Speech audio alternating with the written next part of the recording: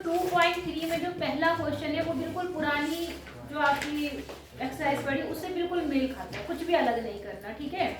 इसमें आपसे क्या पूछ रहा, बताइए कि बहुपदों में से किस बहुपद का एक गुणनखंड x + 1। सबसे पहली बात तो बहुपद आपको पता चल गया।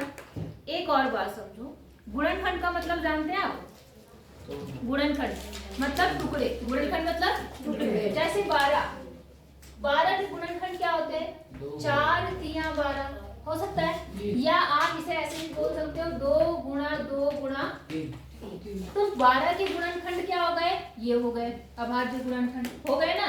तो ऐसे ही जो बहुपद होता है इसके भी गुणनखंड होते हैं, मतलब इसको हम टुकड़े टुकड़े में बांटते हैं। बात समझ आ गई? एक बात हमेशा याद रखना, जितनी घात का बहुपद है, कितनी घात का, उतने ही उसके गुणनखंड होते हैं, उतने ही उसके क्या होते हैं। ये मैंने आपको पहले बता रखा, आपको शायद ध्यान हो ना हो। जैसे मैं एक समीकरण लिख रही हूँ, x² + 3x + 2 कितनी घात का बहुपद है? सबसे बड़ी घात से ही डिसाइड करते हैं, है ना।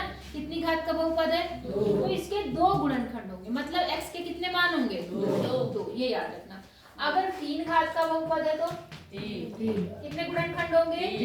3 शून्य होंगे, 3 गुणनखंड होंगे, 3x के मान होंगे। आप चाहे कुछ भी कह सकते हैं। बात समझ आ गई कि नहीं आई? आ गई। तो अब आपको क्या करना है, आपके जैसे मान लो पहला जो सवाल है उसमें देखो क्या दिया हुआ है। उसमें दिया है आपका पहला सवाल, ही ले लो जी। पहला सवाल है यहाँ पर x³ + x² + x + 1। तो इसके कितने गुणनखंड होंगे? 3। क्यों? इसकी घात कितनी है? 3। अब इन्होंने बोला है आपसे, मैं किस बताइए कि निम्नलिखित बहुपदों में से किस बहुपद का गुणनखंड ये है। तो इन्होंने ये गुणनखंड दे रखा x + 1। क्या दे रखा? x + 1। इसका भी हो सकता है गुणनखंड। जो 4 सवाल दे के चारों में से किसी का भी गुणनखंड वो होगा, और हो सकता है 2 का हो सकता है 3 का हो सकता है 4 का भी हो। वो चारों का पता कैसे चलेगा? अगर हम इससे x का मान निकाल के इसमें रखें और लास्ट में क्या मिल जाए? 0। क्या मिल जाए? 0। तो हम कहेंगे ये इसका एक गुणनखंड है। और अगर हम इस मान को यहाँ पे रखेंगे और आपको 0 नहीं मिलेगा तो आप कहेंगे ये इसका गुणनखंड नहीं है। सवाल समझ आया क्या? गुणनखंड चेक करने का तरीका क्या है? यहाँ से निकालो x का मान। किसका मान? x। अगर x का मान इस समीकरण को क्या, इस बहुपद को क्या दे दे? 0। तो ये इसका गुणनखंड है, वरना नहीं है। नहीं आई बात समझ में? आ गई? पक्का? जैसे अभी मैंने एक सवाल दिया आपको 12, मैंने कहा चेक करो कि 4 इसका एक गुणनखंड है या नहीं। तो आप क्या करते हो? इस 4 से इसको भाग करते हो। लास्ट में पूरा पूरा क्या आता है? 0। कैसे? 4 से जब आप भाग करोगे इसको तो 4 दिया 0 मिला, नहीं मिला? तो ऐसे अगर यहाँ पर भी 0 मिल जाए तो आपका क्या हो जाएगा? ये बहुपद, इस बहुपद का गुणनखंड है। और अगर 0 नहीं आया तो बहुपद का गुणनखंड नहीं है। इसको करने के 2 तरीके हैं। एक तरीका तो ये है, इससे इसको भाग दो। मैंने 8th क्लास में सिखाया भाग करना, याद है? लंबा भाग बनता था वो, कुछ को आया कुछ को आया भी नहीं वो। तो हम क्या करते हैं, यहाँ भाग करके ना करके हम लोग आसान तरीके से करते हैं। ठीक है, वो आसान तरीका क्या है? आप लिखेंगे बहुपद में, क्या लिखेंगे? बहुपद में क्या लिखा है वहां पर? x + 1।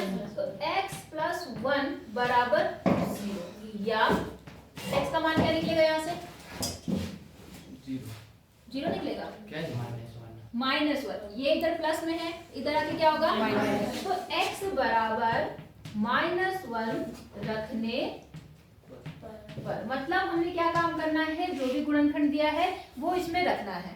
अगर 0 आएगा तो गुणनखंड है, अगर 0 नहीं आएगा तो गुणनखंड नहीं है। इतनी सी बात है, समझ आया? तो हमने जो भी है यहाँ पे दिया होगा उसको बराबर किसके रखोगे? 0 के। वहां से किसका मान निकालोगे? x का, और वो मान इसमें रख देना बस। ठीक है, तो x का मान कितना आया? अब हम इसमें क्या करेंगे? -1 रखेंगे। ठीक है, तो देखो यहाँ पर -1 रख दिया, यहाँ पर भी क्या रख दिया? -1। यहाँ पर भी क्या रख दिया? -1। और यहाँ पर भी ऐसे। समझ आया? यहाँ घात क्या है?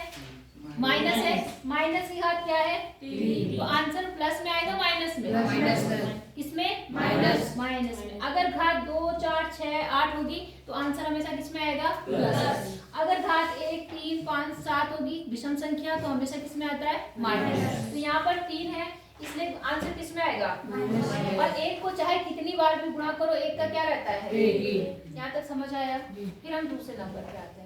यहाँ पर घात कितनी है 2, तो ये इसका प्लस आएगा या माइनस, तो प्लस आएगा। फिलहाल मैं ब्रैकेट में लिख रही हूँ, बाद में क्योंकि अगर माइनस होता तो भी हमें लिखना पड़ता, इसलिए मैं पहले प्लस में ही बता दी हूँ, ब्रैकेट में लिखना पहले, ठीक है। अब 1 का स्क्वायर करने पर कितना आएगा 1, यहाँ 1 आ गया, कोई दिक्कत। यहाँ घात कितनी है कुछ नहीं है तो 1, तो ये प्लस में आएगा माइनस में, माइनस ही ऐसे रहेगा। और यहाँ पर कितना है 1। अब ब्रैकेट खोल देंगे मैं, ठीक है। तो देखो पहला तो क्या है -1, प्लस प्लस प्लस ही रहेगा, कोई दिक्कत। इस ब्रैकेट से पहले प्लस चिन्ह है तो अंदर का चिन्ह नहीं बदलता। और यहाँ पर क्या है प्लस, समझ आया। अब देखो -1 कितना बन गया -2, और +1 +2, 2 से 2 क्या हो गया कितना आया 0। और मैंने क्या बोला था कि अगर 0 आता है तो क्या है बहुलक का, बहुपद का क्या है गुणन। तो आप क्या बोलेंगे अतः, क्या बोलेंगे अतः, मैं यहाँ लिख दे रही हूँ, आप नीचे लिखना x + 1 बहुपद का क्या है गुणनखंड है, बहुपद का गुणनखंड है या शून्यद्वि है, गुणनखंड है। बोलो समझ आई बात है नहीं आई जी? किसको किसको आ गई? तुम्हें आई पीछे कम आई? जो कहती मैं गणित लूंगी रख लीजिए, बस खत्म हो गया जोश, सबको आगे समझ में। केवल क्या करना है जो गुणनखंड दिया है उससे x का मान निकाल के इस बहुपद में रखना। मान रखने पर अगर 0 आया तो गुणनखंड है, मान रखने पर 0 नहीं आया तो गुणनखंड नहीं है। समझ आया? अगला सवाल करके दिखाओ तब मैं आपको बताऊंगी, ठीक है। क्या हो गया भाई परिता, परिता की बहन क्या है, इस सवाल देख लो, इसमें क्या है ब्रैकेट, बिल्कुल ब्रैकेट जो है x के साथ लगा रहे उसको तब छोड़ो जब बिल्कुल लास्ट हो जाए। समझ आई बात? देखो इसमें भी आपको यही बताना है कि x + 1 इसका एक गुणनखंड है या नहीं।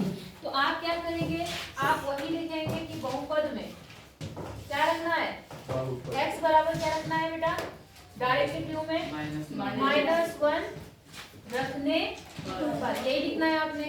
अब रख दो, ध्यान से देखना, यहाँ पर -1 आ गया क्यों जी।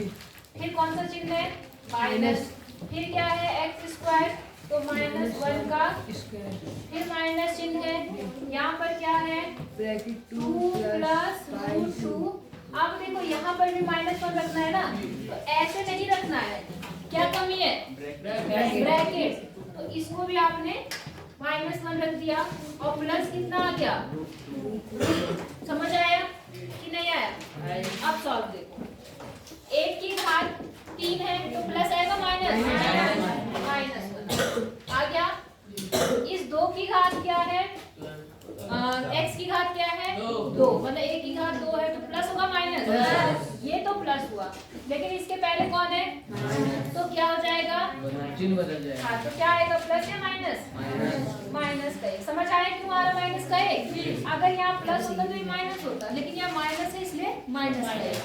अब यहाँ आ जाओ, अब देखो अभी हम x को सॉल्व कर रहे हैं, ये और ये में कौन सा संबंध है गुणा का, तो पहले आप गुणा कर लो, पहले क्या कर लो गुणा। तो आप 1 से इसको गुणा करेंगे तो कोई फर्क पड़ेगा नहीं मैम, यही रहेगा। लेकिन यहाँ कौन सा चिन्ह है माइनस का, और इस वाले माइनस को इस वाले माइनस नंबर से तो गुणा कर रहे हैं आप, तो माइनस प्लस नहीं आई बात समझ में। तो ये बन गया क्या प्लस, क्या बन गया, और आपने जब 1 से गुणा करी कोई फर्क नहीं पड़ा, तो यहाँ पर ये चीज ऐसे आ गई। यहाँ ये मेन बात है, ये समझ आई या नहीं आई? अगर यही समझ आ रही तो सब आ गया, ये समझ आ गया ना। तो 1 से इसको गुणा करो, मैं यहाँ अलग लिख के थोड़ा समझाती हूँ आपको। ये है -2 + √2, कोई दिक्कत, और इसको गुणा करना है -1 से, कितने से करना है -1, तो देखो माइनस माइनस क्या हो गया और एक से इसको गुणा करने पर कोई फर्क पड़ेगा, तो ये अपना ऐसे रहेगा 2 प्लस रूट 2। अब क्योंकि ब्रैकेट के पहले प्लस चिन्ह तो कोई चिन्ह पे प्रभाव पड़ेगा, तो इसलिए आपका ये आया। समझ आ गया?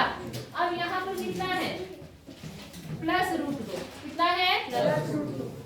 अब जो करते हैं काट दो, देखो यहाँ पर -1 और -1 मिलके कितना बन गया -2, और यहाँ पर क्या है +2, तो ये -2 इस +2 से क्या होगा कटेगा कि नहीं कटेगा?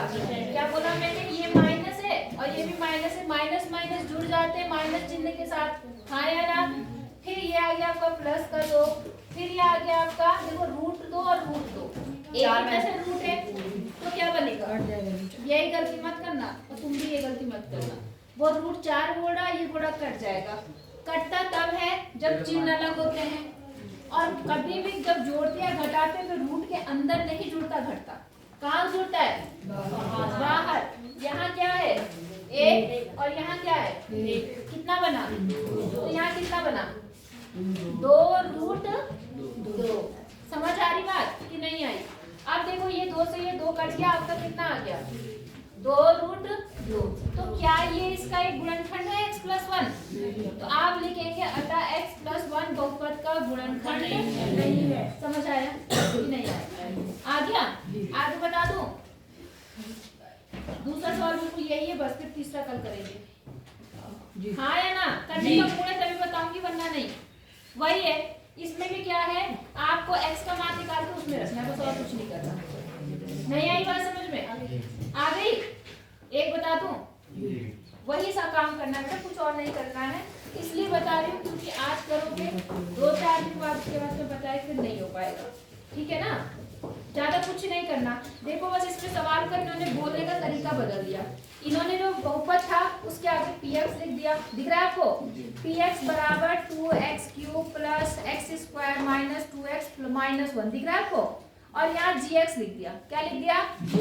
जो इन्होंने डायरेक्ट पूछा था सवाल आपके पहले में कि बहुपद का ये x+1 गुणनखंड है या नहीं, इन्होंने यहाँ पर उसको px और gx में लिख दिया।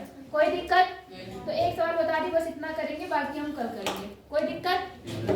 देखो जरा सवाल देखो, कौन सा बताऊं दोनों में से, तीनों में से बताओ? तीसरा बता दो, चलो तीसरे के बाद आई। तीसरे में देखो क्या है बेटा, दूसरे का तीसरा सवाल, इसमें है 3x बराबर x क्यूब, फिर क्या है -4x², फिर क्या है प्लस 6, और यहाँ पर क्या दे रखा gx बराबर -3, कितना दे रखा x माइनस। देखो यहाँ पर क्या करा है इन्होंने, अगर आप ये हटा दो और आप ये हटा दो तो पहला सवाल बना नहीं बना? नहीं बना। बस वहां पे उन्होंने px और gx नहीं लिखा था, बाकी सब तो वही था। तो आपको वही काम करना है। आप क्या करेंगे, बहुपद में क्या लिखती हूँ मैं, बहुपद में क्या x बराबर क्या आएगा -3, इधर क्या होगा 0, उधर जाके क्या बनेगा वो प्लस, बोलो x -3 बराबर 0, या क्या बोलोगे आप, ये माइनस इधर जाके क्या होगा प्लस, x बराबर 3 रखने पर। नहीं आई बात समझ में? आ गई ना? वही काम तुमने पहले में किया, बस मान रख दो, आपका आंसर तैयार है। तो बस यहाँ पर आपने वही पहले की तरह कर देना है। यहाँ x का मान कितना रख रहे हैं 3, तो यहाँ 3 आ गया। यहाँ पर भी कितना आएगा 3, और यहाँ कितना आएगा 3, यहाँ कितना आएगा 3, और यहाँ कितना आएगा 6। इतना समझ आया? बस बाकी सॉल्व कर लो, आंसर आ जाएगा। 3 को 3 बार गुणा करके कितना आता है 27। 3 को 3 बार, 9 मत कर देना गलती से। 3 गुणा 3 गुणा 3, 3 दिया 9, 9 दिया 27, तो यहाँ तो आ गया 27। आ गया? अब यहाँ देखो 3 को 2 बार गुणा और साथ में 4, 3 दिया 9 चौक 36, कितना? आवाज नहीं आ रही है, तो थोड़ा मरे पड़े हो, आवाज ही नहीं आ रही है, सुस्त हो रखे। अच्छा यहाँ पर क्या है 3, कुछ ना गुणा करना है कुछ करना है, तो ये सीधे सीधे 3, और यहाँ कितना आ गया 6। समझ आया?